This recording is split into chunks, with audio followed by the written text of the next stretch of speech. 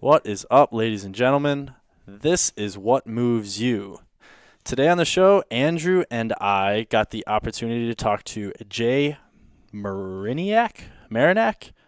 Still not sure how to quite say that.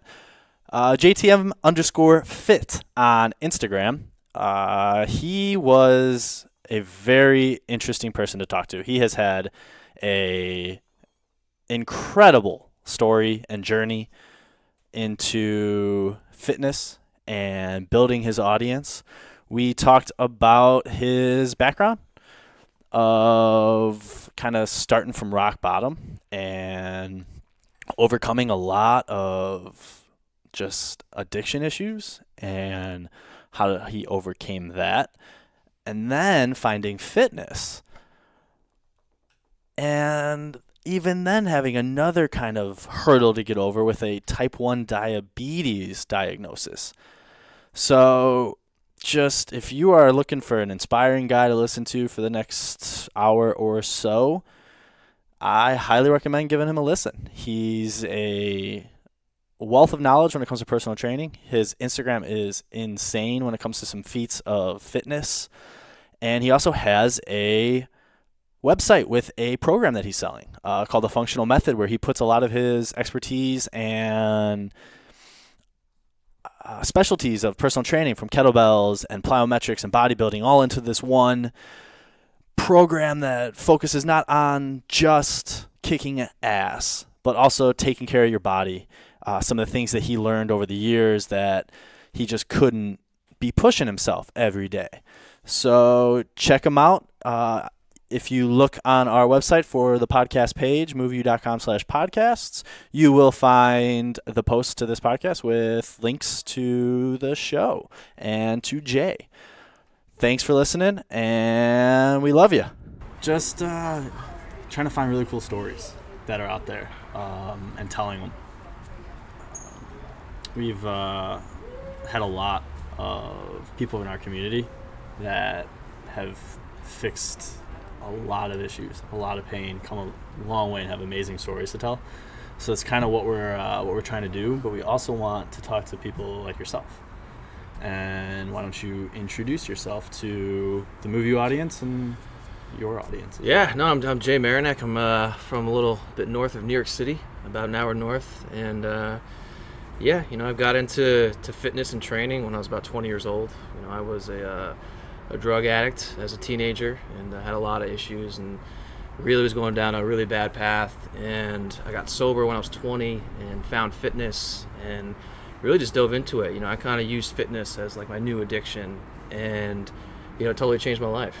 Started off as something, just martial art training and stuff like that, and then it turned into CrossFit training, bodybuilding, and I just kind of hit every facet of fitness. And during that time, I became a personal trainer, started training clients one-on-one. I was also teaching big classes, so Muay Thai kickboxing classes, and I just really found a passion for training people and ultimately helping people, solve issues that they might have, and that's a big thing about one-on-one training is that, people are coming to me to help fix an issue. They can't do it on their own. And so, I found a lot of passion through that, and, within that, it's kind of a long-winded response, but, within that, started a social media account, about 6 years ago, and started posting stuff and built a following, and then realized, hey, I could really turn this into something, turn this into a business, and eventually release some programs, and here we are today. I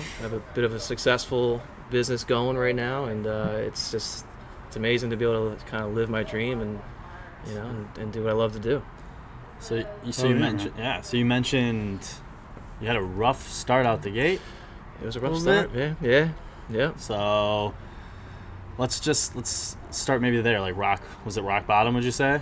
Yeah, I hit it. At 20. I mean, okay. Right off the bat, I was a messed up kid. I was just getting in tons of trouble from like a really early age. Just kind of out of control. And at the same time, I was also a really talented athlete. Okay. So I was kind of like this just troubled kid, but I was pretty good at sports and kind of lived this life, and eventually it just caught up to me, and I just quit all sports. And really, so from about the time I was like 12 to 20, I mean, it started out, innocent, smoking weed, getting blackout drunk, and then it turned into, taking OxyContins, storing coke, ketamine, hallucinogenic drugs. Okay. And then eventually, when I was 20, smoking crack and, living out of my car. I lost my job at that point. I couldn't work anymore. Completely unemployable. What were you doing at this time? Oh, that time I was a tattoo artist, actually. Tattoo artist. So yeah, my dad's a tattoo artist, so I kind of grew up Okay. in that world a little bit. And so I was doing that. And yeah, I hadn't been into fitness at all. It was just just a downward spiral. Okay. So yeah, it was an interesting life, that's for sure. So I like stories that start with that. Well, yeah. Well, it seems I feel like most interesting people who are doing something, usually they came from some form of hardship. I mean, in order to have the energy to push past, and I mean, you haven't even hit another big part, that you're also type 1 diabetic. Yeah. And, not only did you have to get through something like that, but then you get kind of like the second foot to drop right as you have found something that you love doing that is healthy. It's empowering yourself. It's allowing you to empower others. And you found personal training, and then you want to talk about being diagnosed with type 1 diabetes. Yeah, I think it ties in beautifully because the drug addiction, like coming out of that, getting sober, and then ultimately like making changes in my life and putting the drugs down and the alcohol down, like that gave me purpose. It gave me a sense like I can really like help people through my own story of recovery. And so as time went on, I had that with the training as well too. The training was a big piece where I could give back, help somebody else, improve their life. You feed off that a little bit. Yeah, right? for sure. It is empowering, right? Just having a sense of purpose is just huge in life. I think we're all searching for that, right? And so then when the diabetes hit, at first it sucked, and I was like, dude, how did I get this? Like, I'm the super fit guy and didn't really understand. Have you looked into any of that? Like, well, I mean, type 1 is totally different than type 2, yes, obviously. But it has a genetic factor to it. Yeah. And then, does that run in your family? Yeah, so I have one cousin that has it. So it's, okay. I got unlucky with that. Right. And at first it sucked, and it was like, damn, like how am I gonna live the way I want to live with this disease? And pretty quickly, as I started getting messages on Instagram, because I was sharing about it pretty openly, people being like, hey, I show my son your videos, he's type 1, and he said he wants to be like you when he grows up. Stuff like that where... That'll get you out of bed. Yeah, where it was like, wow, no, this is like another one of those things. Like, just like my addiction, the personal training, it's like more of a sense of purpose, So it was even more empowering. And like, I can honestly tell you, I mean, clearly, like, having type 1 is not like having cancer or anything like that, but being in the hospital and like not being able to see because my blood sugars were so high, and like having that experience, it was like, a little bit of like, wow, man, like how quickly your life can just change, and like you're a different person. And and maybe for anyone who doesn't know what type 1 diabetes can do to, I mean, every aspect of your life is now different. It is. To an extent. You got to be very controlled. Like, it's a 24-hour disease where you have to be monitoring 24 hours a day, or else you could have some major problems. I mean, it's one of those, it's not like you can just, when it's convenient. No. Not at all. It's constant. Yes, it is. You are always on top of it. And then, I can't even imagine what it's like to go from, how was it going from, how long of a process was it before you knew? Like...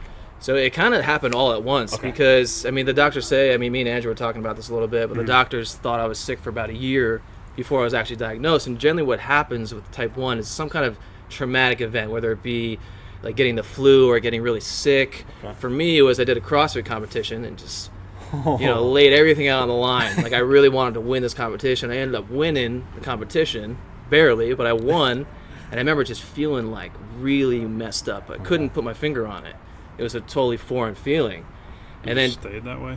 Yeah. Afterward? Like, it never went away, and just kept getting worse and worse and worse, where I lost 15 pounds in 2 weeks. My vision started to get blurry. I was getting disoriented. Couldn't stop going to the bathroom. And then, finally I went to the ER, and they were like, you're a classic textbook type 1 diabetic. So right then and there, they had the kind of like dramatic, then the doctor came in and like sat me down, and I was like, holy shit, dude. You guys really do this? Like, this is real? It's really happening? It's like dramatic music cue. Yeah, it felt like that, right? And your life changes. So yeah, there's that moment when you're in the hospital, like you're learning about the disease, like how to live with it. And yeah, there's a lot of fear. It's like, dude, what am I going to do? Well, so, I have a diagnosis. Andrew got a diagnosis, and you have one, and it's kind of what you make. It's what you do with it. Yeah. And in our realm, it's herniated discs or torn labrum, or whatever like it.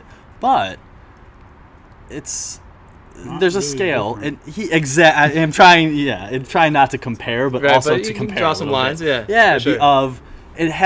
It only has the power in which you give it. Yeah. And if you're going to, my life as I know it is over, well, then maybe it is. But if you decide that this is just my life now, and I have to just manage and learn as much as I can and push the boundaries and see what is capable. And that was what when I first saw your page, I don't know how long ago it was, immediately I was just kind of in awe of, because I didn't know the details of how long you'd had it, and just knowing a little bit of what I know about that your energy system is essentially messed up. Yeah. That to see someone be able to do the feats that you do on Instagram and knowing what it would take to get to that level, I just immediately props, respect. Thank you. Of just to get there, because but you'd only been dealing it with for like a year, Yeah. But then, I didn't know. I think it was like a month and a half ago I saw some post about your drug addiction back in the day. I'm Right. like, I have even more respect. I for know, that guy. exactly. Thank you. And because it's there's a lot of people that are born on third base, and they kind of get a lot handed to them, and then they, especially like with some of the social media, they play up these problems that aren't fucking problems. And it's just to see someone who's really been through shit, it's the best story to tell. Yeah, that's why it's so important to share about it too. Exactly. And like why I'm so open about talking about it. Number one, it helps me. Obviously, it's therapeutic for me to talk about it, continue to help people. But also, think about how many people aren't born on third base too, right? Yeah. It's like, there are a lot of silver spoon, but then there's so many people that are so, have such tough lives, dude. We all have messed up families. We all have such struggles, man. A lot of people just don't know about them because people are so quiet about them. Yep. So it's just, again, back to purpose, right? It's like I find this is, my purpose to continue to share my story on every avenue that I can. And, hopefully that, maybe one person, hears it, right? Kind of cliche, but dude, if one person hears it, isn't though. It's like, oh shit, dude, I'm like that too. If this dude is it maybe was getting worth better, that. maybe I can. It's worth the it's worth the conversation. It's worth the storytelling. Yeah, Of course. It's completely worth it. Mm-hmm. So, all right. So let's say we're talking to that person that's listening right now. They've recently been diagnosed with something, whatever it is. What's something that you know now that you wish you would have known? I don't know. Ultimately, I feel like it's more important to kind of feel the feelings of whatever that diagnosis is, and like kind of go through that process. A little bit of like lack of a better term, like grieving process. But kind of like feel it, kind of go through it, because that's normal and it's human. But then ultimately, it's like flip it. You got to flip it and realize that there's someone else that has the same thing. That, you can help somebody out there. And ultimately, it just diminishes that thing so much when you start taking it. And all the focus off of you and me, and like, oh, poor me, like this happened to me, and just like owning it. It's like, you have it. Yeah. You have it now. Like maybe try and do something positive with it. It's gonna be better for everyone involved, and the universe too, right? Mm-hmm. It's like giving back, and putting that positive energy into the universe is key. So if you're not helping people, I've had injuries all the way up and down every joint. Having Ehlers-Danlos syndrome, just being able to do all these crazy things super mobile with my joints, hypermobility, that affects all my tissue, my eyes, my teeth, my veins, my arteries, everything's stretchier and lengthier, so my vision gets worse every year. My teeth get more porous, more cavities every year. It's just like to step back and embrace that and know that I'm very fit, Not as fit as you. Come on, dude. Come on, dude. Such an asshole. How do you think I feel? Jesus.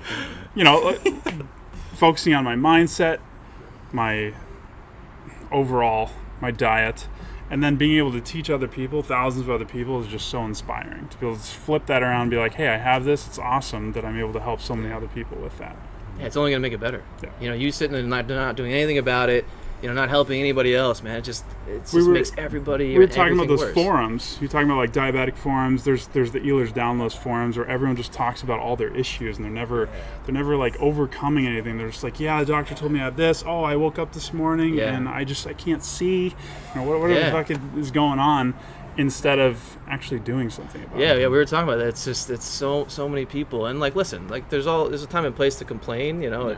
For what you have, you know, it's like a real thing, and it sucks sometimes. But yeah, I feel like there's too many people that live in that space of just like complaining and like, you know, we all need to vent, you know, and I definitely get that. But it's like there's a vent and then move on, you know, move on, do something positive with that thing or inspire somebody else, you know. Yeah, or you know, find the things that allow you to vent and get rid of that outlet. Yes. Whatever it is, you know, find something beneficial that helps yourself but also can help others. And I think that because then you have, like you said, purpose. Talking about like meditation, therapy. Whatever. I mean, whatever your thing is that gets you out of bed, find it. And otherwise, you're just living with a diagnosis. I think the name of the game is just getting out of ourselves, right? I think by nature it's like we're all self-centered. Right, but I think I know for me, like that's the problem, right? That's evolution. Like, my self-centeredness, that's the fucking problem. Like, and I need to get out of myself as much as I possibly can. And what's so like I'm so blessed is that I have so many ways to do that, right? Through my addiction, telling my story there, you know, telling my story about living with type 1 diabetes, you know, training people, helping people improve their lives, better their lives, change their lives. Like, there's so many ways to do that, you know, and it's so important to, again, get out of ourselves. You know, and help somebody else, man. So, was it Lewis Howes? Probably a million people have said this, but just like if you're struggling with something, the best way to get away from it is just to start helping other people. Yep, it's so true. Yeah. So true. So, been through the ringer, found your calling, and so now, how long would you say you've been?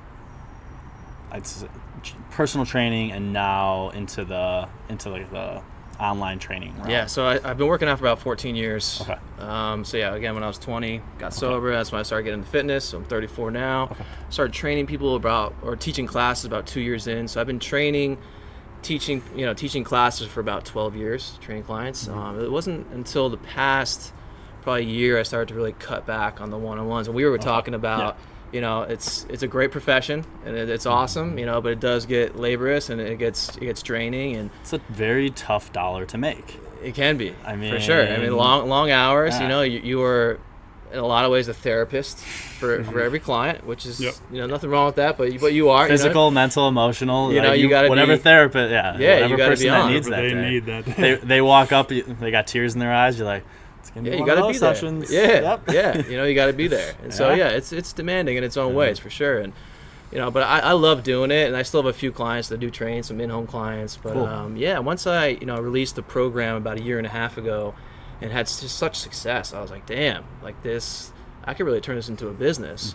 And so I'm a person like I take very calculated risks. So I just like let it build up, you know, because I didn't want to just like make a rash decision. You know, I wanted to be smart about it, mature about it, and let it just build up. And I finally got to a point where the training, like, it wasn't doing it for me. You know, and then I was like, you know what? That's not fair to my clients anymore, and it's not fair to me. Like, I need to, like, I want to do what I want to do. So your heart, you know, be your passionate. Heart wasn't in it. Yeah, I want to be passionate about it. Exactly. Started? It became more of like a job. Yep. And then I was like, man, this is a perfect time. Like, I could just feel it, like, internally. I was like, this is the perfect time to just take a risk. You know, I've saved up some money.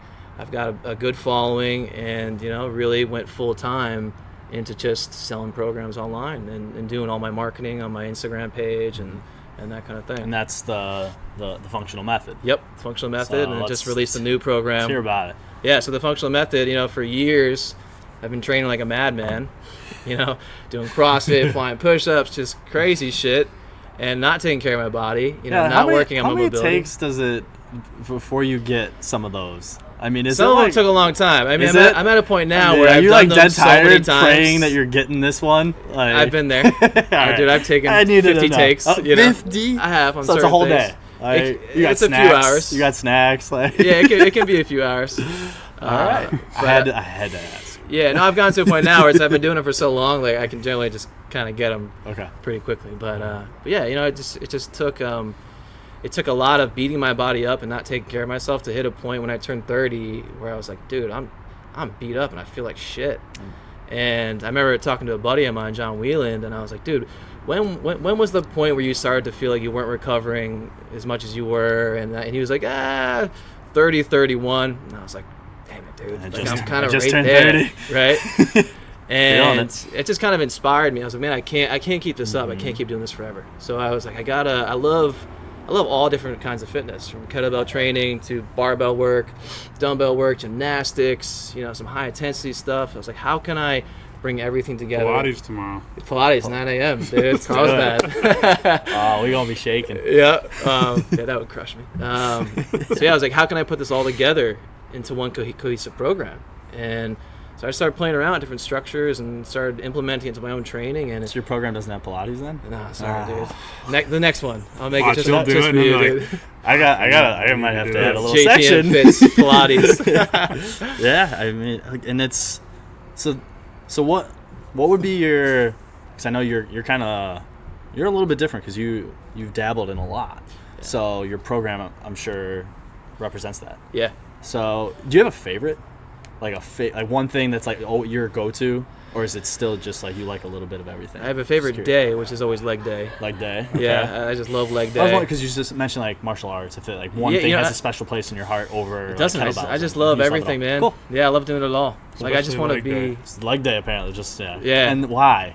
For so long I had skinny legs. Okay. And so as I've gotten older, I've actually finally like built them up. I think there's like part of that it's still ego, like I gotta keep building them up. But also just like the pump, man, and the feel, like it's different than any other workout, man. It's like going to war. Like I mean, a little caloric burn on that, man. I mean, if you're doing leg day right, I mean, you were crushed, dude. Yeah. So. If you don't cramp up the stairs, did you even have a leg day? Yeah. Right? Yeah. So all right. So your program you don't have a favorite. All right, I was wondering that one.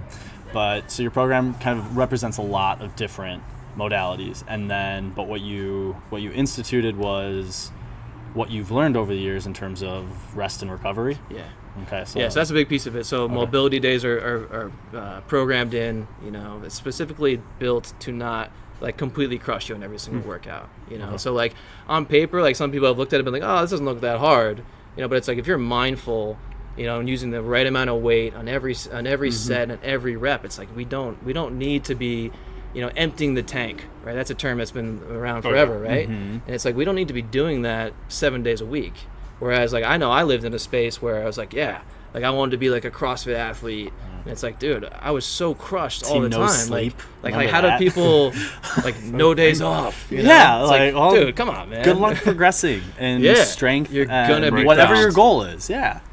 So that was big for me going into it. So I just figured out a way to just kind of like 2 days on, the third day would be like a mobility cardio day, get the blood flowing and let the body recover. Like active recovery almost a little bit? Active recovery, let the CNS recover ultimately too, right? And so that kind of split, 2 days on, 1 day active recovery, 2 days on active recovery, and then one full rest day was just working for me. And it's just worked for so many people. Like it's just amazing to get the reviews from people that are like, dude, this really did change the way I train. Like that's one of my big things, like change the way you train forever. Okay. That's kind of like my motto with the program, and it's really because it has, and just and breaking free from the mindset of I gotta crush everything that I'm doing. Totally. Although there's a place for that. Like I like to have certain days where I just want to crush a workout and get it. Yeah. But a lot of days, man, especially as I get older, man, like I don't want to do that all the time. Yeah. I want to feel good and be not so sore that I can't get up out of bed, especially with a business to run. So it's important. So do you it has way more in terms of options than a lot of these kind of You have like a hypertrophy program. You have just a insert kettlebell program this or that. So you've included kind of a little bit of everything. So it's varied training, and it's it's functional, but you also have a physique and aesthetic component with hypertrophy, correct? Yeah. So for me, that's my goal, is to be as athletic as possible, and then just be as jacked as I possibly can too. Well, and that's kind of where I feel some of these functional programs, they lose it a little bit. I go, because we're all doing this because we want to look good. Yeah. I don't. It's almost like too functional. It's almost sometimes like, let's settle down with the functionality a little bit. Because at one point it's a little it's vanity. We're here to we're busting our ass because we want to also look good. Absolutely. So to have that component in it, I think is super important. Yeah, that's why I love blending, like hypertrophy work, like you're talking about, with like unilateral work, stuff that's really like targeting building stability throughout the body, building symmetry throughout the body, building balance throughout the body, while we're still building muscle, and feeling good, looking good. Because you don't have to have an arm day, back day, leg day, shoulders, arms again, whatever it is. Yeah. We've learned that doesn't really work. It's these full body splits. It's push pull legs that really actually put on the size. So the problem with that sometimes though is people just stick to only those programs, and then they won't throw in like a kettlebell or some of the. So what would you say the three? If there's three things you pulled from mainly, just for people wondering, what does the functional method have the most from? Probably bodybuilding. Okay. So definitely a huge bodybuilding component. Kettlebell training. So there's a lot of kettlebell work. Cool. And then explosive training. So plyometric. Yeah, a lot of plyometric training. I'm kind of known for that. I love jumping, doing some flying push-ups. You don't say. Yeah. I'll do a little bit here and there. Tried to do some today. Didn't work out. No, you're gonna get there, man. I would try to get behind my back and just follow my face. Did you? Every time. I did like 5 in a row. Can I see it? Hit my face. Hank's got the video. All right, cool. I know what I'm looking forward to seeing. So, and another term for bodybuilding is just resistance training. Sure. So, elderly people, technically, if they're in the gym, I mean, they're you could put that under the term as bodybuilding, but it's resistance training. Building their bodies. Yeah, exactly. Yeah. So for the woman listening right now that is like, I don't want to build my body up. It's like, no, it strengthens your bones. Yeah. Okay, it's resistance training. It's all scaled on this. Sure. Yes. So when I heard I got to talk to you, I was very interested in talking to you about the program, because you see usually a trainer with a specialty, and then that specialty is reflected in anything that they do. Yeah. The clients they train, how they train themselves. If they like kettlebells, their clients are doing kettlebells. Yeah. If they like bodybuilding, their clients are bodybuilding. Right. So seeing someone that put it all their repertoire, the things that you like doing, all into one, I was like, nice. I never see this. You never see them kind of all coming together. So it was very very refreshing. Specialize in everything. That's been my thing, man. I never wanted to, just kind of hone it into one thing. I wanted to be the best at everything that I did. Mm-hmm. So. Do you have a community with it? Yeah. We got a nice, solid community of probably over 3,500 people. Sweet. Yeah, wow. Getting after it, man, and so it's been awesome. What was the most surprising thing that came from this? Honestly, man, part of it was like revenue. Honestly, okay. When I first started it, I didn't at all expect. I mean, what a good problem to have, right? Trainers, listen up. Listen up. I just didn't expect the success that it had at first. Okay. And I was just like, wow, man. This is like I'm truly living the dream. Okay. Truly living the dream. Awesome. Doing what I love to do, making a decent living, being able to travel and just, have the community like this that love the stuff that I'm doing, man. It's just awesome, man. So that's been, it was such an eye-opener of wow, we really live in an era where you can really start something, build something, and really create a beautiful life for yourself. Fuck yeah. I got man. two more little things that I want to touch on, just for I'm a personal trainer as well, and my heart goes out to any trainers that really truly got into it for all the good reasons, and because the way the industry is wired, and it's people, your clients are just, if you're working for a big box gym, they're a line item out of sheet. It's how much more money can we get out of them? How many more sessions? Can we sell them supplements? You know, like we sell them spa packages, whatever it is at your gym. And the amount of burnout that I saw, I trained trainers as well. So my sole job for a while there was, why does our company keep losing trainers? I go, because you don't pay them enough and they burn out, because you can't train 10 people a day to make a wage that's 10 hours of training. Good luck having a personal life if you're especially not paying your bills. So what advice can you give to anyone looking to try to maybe bridge the gap and start that calculate that risk that you mentioned of maybe now that because there are these programs available, and I want trainers to really pay attention to this, is have your clients utilizing a program like this that is out there, and then when they meet with you, they're setting PRs. It's all like stuff that they need a spot on, and it's fun. They're ready to like crush some shit with you, and then they're doing the stuff that they've already known. You taught them the basics, and incorporating some of this. So maybe you are only in the gym 3 days a week, but because they're videotaping themselves and you're critiquing their form via a video or something like that. So just is there anything that you would recommend in terms of being able to transfer maybe some of the clientele into maybe working from home a little bit for a trainer? Sure, yeah. I mean, I think number one with being a personal trainer is that, you know, the corporates are probably going to hate me for saying this, but, you know, to get out of the corporate world, there's much more money to be made, and finding maybe like a boutique style gym, a smaller gym, maybe a gym you could pay rent at, where you could, you know, charge what you want to charge and that kind of thing, and really maximize your revenue within that before you start maybe branching out into an online platform. And then also building a media account is super important.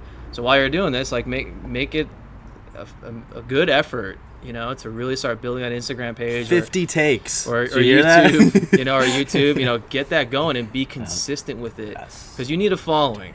You know, like you really, to fall on your face. One take every time.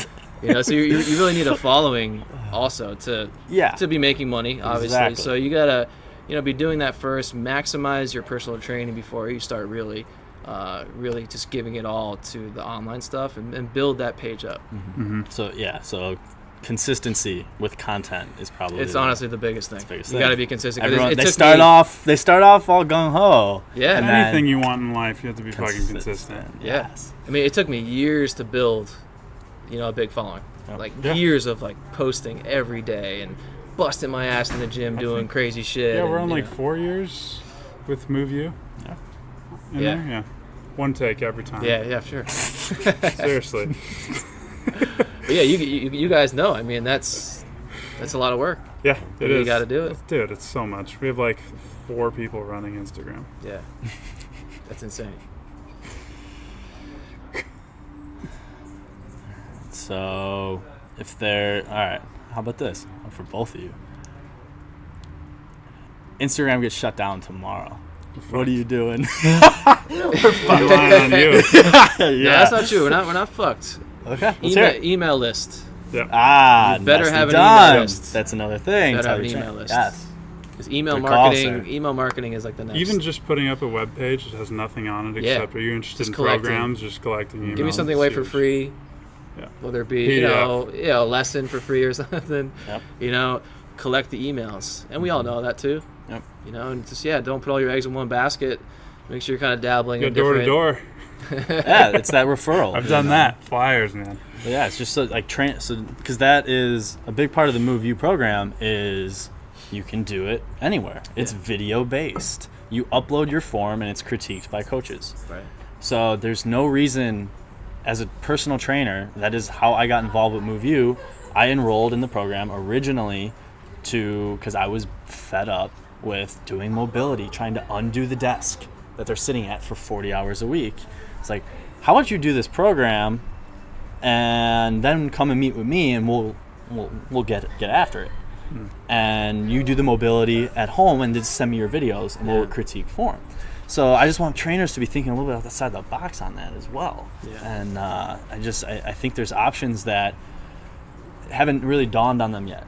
and anything I can do, because I got a soft spot in my heart for trainers that, so many went and they started, doing sales and selling logistics and trying to load trucks with a phone. There's nothing wrong with that. Nothing wrong with that, but that's not what they're passionate about. Yeah. Have you done that? It sounded like you've done I know. it. I definitely paid my dues. I'm man. not judging, Sweeping, but I've done all kinds of shit.